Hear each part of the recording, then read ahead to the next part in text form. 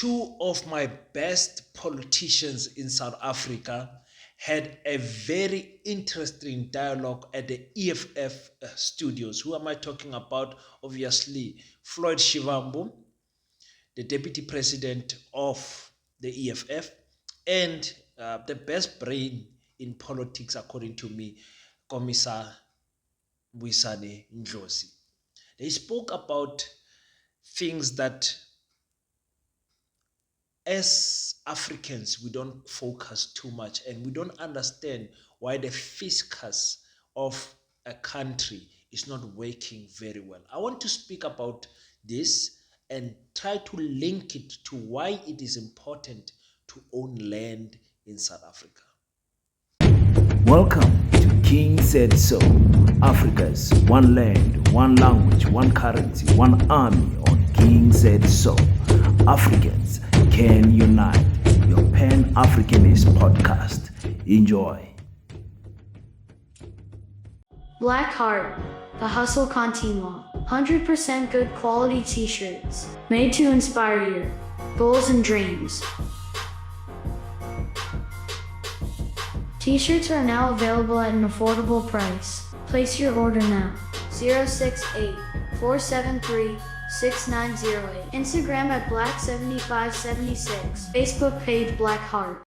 Peace in Pan-Africanism to all my African brothers and sisters from all around the world. Welcome back to King Says So. I am your host, the King 053, Mr. Easy, Imali Enengi, and we're back at it again with another one. And this time around, I want to speak about the EFF podcast that they had there, where the best political brain, according to me, Mbuyisane Ndlozi was interviewing the deputy president of the EFF, Floyd Shivambu. Now, Floyd Shivambu, from what we heard from the president of the EFF, is a man that they will be trying to champion to be the next minister of finance. Very interesting. And on top of that championing, or behind that championing, they are trying to show us exactly why is it that Floyd Shivambu will be the best person to go there. According to me, he does not hold any finance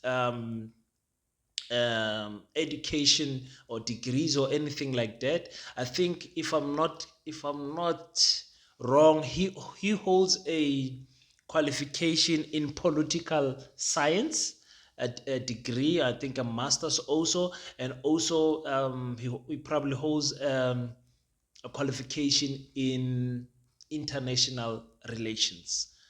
Just fact check me, guys. I'm speaking from the top of my brain. But anyway, why is it that Julius Malema wants to propel this guy to the finance portfolio? Be head of treasury, be head of the money of South Africa. Can we trust Mbuyisane Ndlozi, not Mbuyisane Ndlozi? Can we trust Floyd Shivambu, to run the money of South Africa? Now, when you speak about running the money of South Africa, you have to go back to the EFF manifesto. There are some clear programs that look good on paper, on the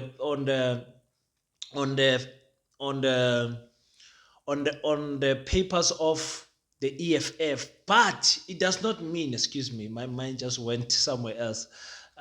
When you come to the manifesto, there's some good programs that they are proposing there, and they look good, they look promising. But the question is, where are you going to get the money to get all of these jobs? Where are you going to get the money to build all of these mines? Or are you going to build all of these schools, the health sector, everything that you are stating here? Uzoithola le money, EFF. And they had to explain it with the fiscal and monetary evaluation, or let's say the policies, the fiscal policies. You have to change them in a way to get more money. Now, what I'm going to say next, I need you to focus. I know some of you, this might not be such an interesting topic because we're speaking about money and how to collect the money through the revenue systems and everything, the tax collectors, how to get this money out of individuals and out of these white monopoly capitalist businesses and all of that. But before we go there, let's listen first to this clip. It might be 5 minutes, might be 4 minutes. Just listen and listen carefully because I am going to break it down to you guys. I'm only going to play 2 clips for you guys. If you're enjoying this breakdown, you're going to type part 2 on the comment section. Listen to Floyd Shivambu. What do we do in the immediate is that the South African government is not optimally collecting revenue from particularly the corporate sector. So there's basically 3 major divisions of taxes which are the sources of South Africa's revenue. One is personal income tax, which is the amounts of money which people who are employed are paying to government on an annual basis, like the tax returns which we submit to SARS and we get charged a certain amount of money. And currently, the personal income tax is the biggest contribution to South Africa's government revenue, like budget, at about 740 billion rands. And then the second component is corporate income tax, which is about 302 billion. So all the companies combined are obliged to pay taxes out of their profits. So, once you have made profit as a company, you must then pay taxes out of the profit that you have made. So if you have you've got a break even, or you've made a loss, you do not pay any tax. I'll explain what is the importance of highlighting that aspect. And then the other aspect, the other contribution to our revenue or the tax base is the value-added tax. So a lot of products in South Africa, not all of them, have got VAT. So when you buy in a restaurant or in a major retail chain stores, you will see at the bottom of the slip there that there's VAT, which is 15% currently. So all that VAT is collected, and then the companies that have traded or sold or retailed products take all that money into the National Revenue Fund, which is the budget of the state in terms of what happens. We then highlight something very important, that as things stand, the South African government is not optimally collecting revenue from the companies, particularly in the natural resources sector, which are operating in South Africa. I did highlight that taxes are collected from profits. So these companies which are supposed to be making profits here in South Africa, they are engaged in something called profit shifting. So they shift the profits to the tax havens. Not heaven, like there's a difference between tax haven and heaven. So it's tax havens, which are areas where they claim that they actually blow to the expenses of their company. They say that we've got consulting services and marketing services from a company which is in Bermuda. Bermuda is a small island somewhere in the Caribbean, or Virgin Islands, Atlantic Virgin Islands, or even London, by the way. Like they shift a lot of profits. Dubai as well. Then they shift profits so that they do not pay taxes in South Africa. So there is huge tax leakages that are happening in South Africa. We have raised this several times in Parliament. Under the broad framework of illicit financial flows, tax-based erosion and profit shifting. Yeah, so tax-based erosion basically means that when you shift profits to outside South Africa, you're eroding the base upon which government collect revenues. And that is one thing which we're going to decisively deal with. And by the way, just to highlight this, is that we have draft legislation which we had far much more in-depth consultations with experts, but also with the Parliamentary Legal Office and everyone else involved. Then we realized that the non-cooperation of the institutions which must implement that legislation will render it mute altogether. So if we had insisted to just pass the legislation on anti-tax avoidance and anti-profit shifting legislation, they were just going to sit on top of it and not do anything about it, and still will continue to have the leakages. Our estimation is that if we maximally and optimally collect all the revenue that is due to the state, we can collect double what is being collected from the companies currently. 8 trillion. We can. At the moment, we're at 2 trillion. Yeah, currently so we're about 4 trillion. Yes, actually, the first sentence in the fiscal and monetary framework chapter says that we are going to aim towards doubling the revenue which the state collects, because we think that the leakages are way too much. Let's be in terms of how. Now, ladies and gentlemen, the fiscal policy that Floyd Shivambu is speaking about is the use of government revenue collection and expenditure to influence the economy of a country. Now, let's not get too technical about it. What we want to do is that money must come in. More money must come in through SARS and other means, so that the government can successfully run the programs that it has. Now, South Africa's government is not collecting taxes in an optimum way. It's not collecting taxes in an optimum way. We know we've got three types of taxes, which is personal income tax, and of which that generates about 740 billion. That's you got the numbers from Floyd Shivambu. And also corporate income tax, and also VAT. Now, ladies and gentlemen, let me tell you something. It's not easy to run away from your personal income tax, because your contract is there, how much you get paid. Your employer will pay you this amount of money each and every month. So according to which tax bracket you fall into, that's how much tax you're going to pay. Now, when it comes to the corporate, ladies and gentlemen, now listen to me very well, ladies and gentlemen. When it comes to the corporate, accountants are now involved.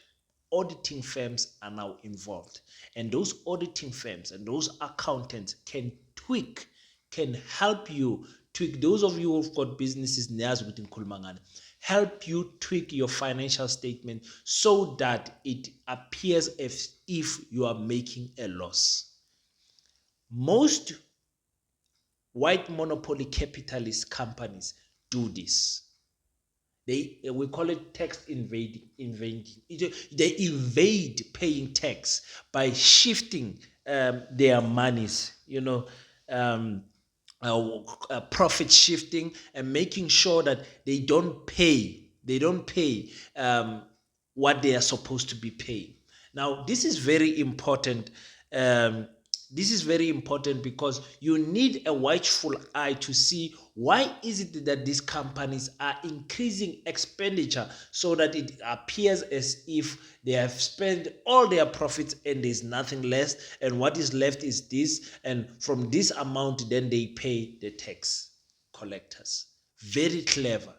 Now, my problem with that, because I ask you guys, what is it that you want? Do you want land or do you want a job?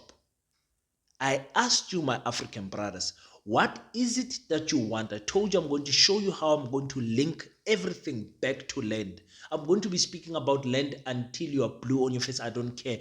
We're going to speak about land. Now, if I give you a piece of land, I offer you a piece of land. I say, here's a piece of land. It's pregnant with minerals. It's pregnant with minerals. You understand? You as a community, what do you want? Do you want this land, or I'm going to build a mine on this land and offer you jobs where nobody in the mine is going to earn anything less than 25,000 rand? Land or job? Nfunani. Most of you said, King, actually we want jobs. Because asazi land, because most of you think land is only for agricultural and mining purposes. You don't understand the legacy that comes with land also. So what Floyd Shivambu is saying here is that these companies that own these big mines, that own this big agriculture sector, that own the financial sector, what they do, they shift profits so that it appears as if they are not making much or little to no profit, so that they invade tax. Do you see where I'm going with this? So if you have the land, you can profit from the land, but after profiting, you can invade paying the government money because of shifting all of this money. But if you have the job, you can't evade this tax, because like I said, if you're earning 25,000 rand, 25,000 rand is going to appear on your salary slip every month. and commission if there is any commission. But 25,000, your basic base will be there. You can't run away from your tax bracket. You must pay this amount of tax, and that's what you're going to have. Now, as Africans, if we don't understand the bigger role of what land does to not only us as a family, not only us as a community, but to the economy of the country. If we don't understand those things, we will always choose the job over the land. Imagine how many millions companies that take a land, develop it into residential, and people are paying in the communes or townhouses. Imagine how much they are making every month. But when instead of wanting to own that land, you are choosing to be the security guard at the gate. You are choosing to be the cleaner there. You are choosing to be the accounting young black accounting guy that audits the books of that millionaire white boy that owns that townhouses. Developing the land. It's not only about imagine you own a land. Imagine you own a land. You have no money whatsoever, but you make a mall plan. You say, guys, I want to build a mall. Those who want to build a mall, come and buy into my business plan so that we can build this mall, so that you can have a shop in my mall. Imagine developing a shopping complex from the land. But when you don't want the shopping complex to own it, you want to be an employee in one of the shops. Kanti njani nina bantu abamnyama? Ay man ningazongibhora nina man. Ningazongibhora man. We want the land. This is why we want the land. Once you have the land, ladies and gentlemen, une plan. Or mangithi iplanning aphuma lapho. Because you have the land. You have the land. Imagine now we want to build a school on your land. We want to purchase your land. We want to rent on your land. We want to have a lease agreement with you on your land. But when you don't want to own the land, you want to be the cleaner at the school. And I'm not disrespecting jobs. I'm not saying that. I'm saying we as Africans should demand, especially us as South Africans, where our land was stolen and was taken, we must demand more from our government. We must own the land. Our government must not own our land.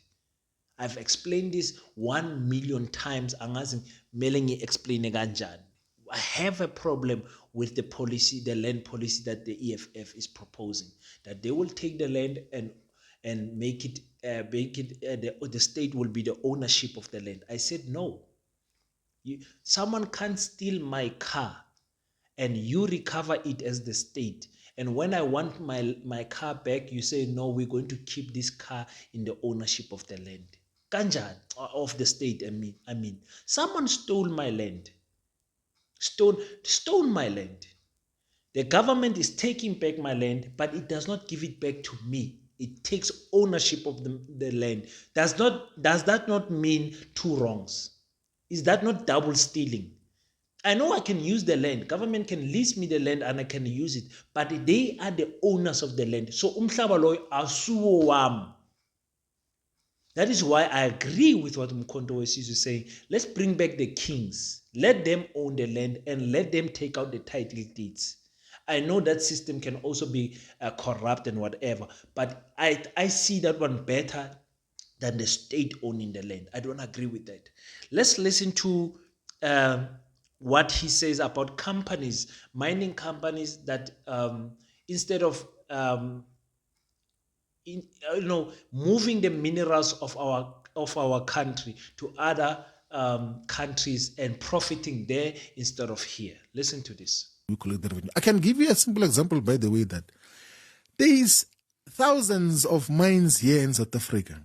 Thousands of mines which are like taking minerals out of South Africa to different destinations. But I'll give you an example of just two mines. Like one is Lonmin. Lonmin had shifted 2.5 billion rand, which was supposed to be part of the revenue of South Africa, to Bermuda. It's in the Falan Commission report, which was investigating the Marikana massacre, which was caused and influenced by Cyril Ramaphosa and the ANC in protection of private capitalist interests. And the other one is Anglo-American, by the way, when the high-level panel on illicit financial flows and tax-based erosion, which was commissioned by the African Union, it actually came back to say that upward of 5 billion rands, just two companies, we are talking about 7.5 billion rands. And there is many other players in the natural resources sector in South Africa which are avoiding taxes in South Africa. And I suspect as well that even the so-called black-owned mines are involved in that. And how do you notice that they are avoiding taxes? They always declare losses. But they continue to operate. Like you find a company with like 30,000 employees, 50,000 employees. But every time in their finances, they say, we've made a loss, we've made a loss, we've made a loss, so that they do not pay any tax in terms of what is expected from them. So we need to have a forensic, even retrospective attention to the phenomena of tax-based evasion. Retrospective. Yes, we must go back, we must put a commission of inquiry to look into what historically have been the avoidance cases of taxes which otherwise are due. Like how far? But we must go as far back as 10, 15 years and everything else. I remember that we can come back with the actually we remember the letter which we wrote to the head of state and government after the Felon Commission made that demand that we need a commission of inquiry into tax avoidance and illicit financial flows. And it's more than guaranteed that such can be able to increase revenue in a huge way. That is one aspect. I must put the next one. Ladies and gentlemen, I really enjoyed watching this talk of Mbuyiseni Ndlozi and Floyd Shivambu. I'm learning a lot. And in the learning, I'm also identifying loopholes of why our African people are not waking up, because we are not playing in the same field. We don't understand what is going on. Who is monitoring how much tons of manganese is being shipped? Iron is being shipped. Who monitors these things? This raw material that we are complaining about, when raw material leave our country, those are jobs that are going away. You are creating jobs in China and wherever you are transporting this, because a raw material, you must transform it into the finished product. So the question is, who monitors these things? How much more corruption is there? Write these 2 tons, don't write that 3rd ton. Write these 2 containers, don't write this 3rd container. Who monitors those things? Because we are not in charge, Tina Bafetu. So if you don't want umhlaba, even those deals, Zakshia. Yes. Like Floyd Shivambu says, there are black companies that are there that might be doing the same. But you know why? It's because the system is already in place. It's already working. You can't be uzenzi clever when I'm out figure you are declaring everything. How much this is. You will not be able to compete with the competitors. Because the government is doing nothing to your competitors. Now listen to this one, ladies and gentlemen. Listen to this one, think about it, be honest on the comment section. I want to hear what you guys are saying.